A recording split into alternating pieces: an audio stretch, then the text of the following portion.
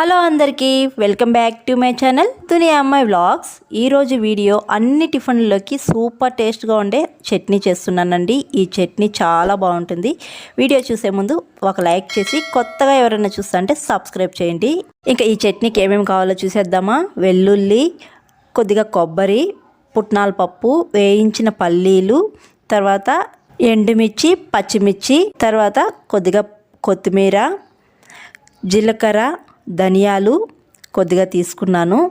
తర్వాత కొద్దిగా చింతపండు నానబెట్టుకోవాలి. ఇవన్నీ తీసి పెట్టుకున్న తర్వాత చట్నీ చేసుకుందామండి. ఎలా ప్రిపేర్ చేయాలో చూసేద్దామా. ఇంకా స్టవ్ పైన బాండి పెట్టుకొని ఆయిల్ వేసుకోవాలి. ఆయిల్ హీట్ అయిన తర్వాత ఎండుమిర్చి, పచ్చిమిర్చి వేసుకొని కొద్దిగా ధనియాలు, జీలకర్ర వేసి వేయించుకోవాలి.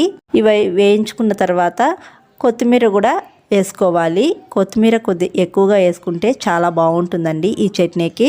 కొత్తిమీర వేసి వేయించాక వెల్లుల్లి వేసుకొని వేయించుకోవాలి. తర్వాత పచ్చి కొబ్బరి, పుట్నాల పప్పు కొద్దిగా వేసి వేయించుకోవాలి. పుట్నాల పప్పు, కొబ్బరి లైట్గా వేయించుకుంటే చాలండి. లైట్గా వేయించుకొని స్టవ్ ఆఫ్ చేసుకొని చల్లారనివ్వాలి మనం వేయించుకున్నవన్నీ.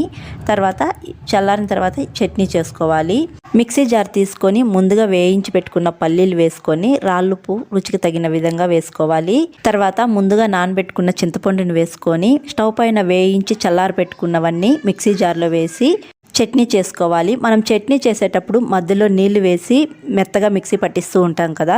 నార్మల్ వాటర్ వేయకుండా మనం చింతపండు నానబెట్టుకున్నాం కదా, ఆ వాటర్ వేసి చట్నీ గ్రైండ్ చేసుకుంటే చట్నీ టేస్ట్ చాలా బాగుంటుందండి.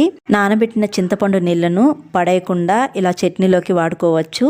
చట్నీని మెత్తగా మిక్సీ పట్టించేసిన తర్వాత పోపు పెట్టుకోవాలి. స్టవ్ పైన బాండీ పెట్టుకొని ఆయిల్ వేసుకోవాలి. ఆయిల్ హీట్ అయిన తర్వాత ఆవాలు, తర్వాత కరివేపాకు, ఎండుమిర్చి వేసుకొని బాగా వేయించుకొని చట్నీలో వేసుకోవాలి ఈ పోపు.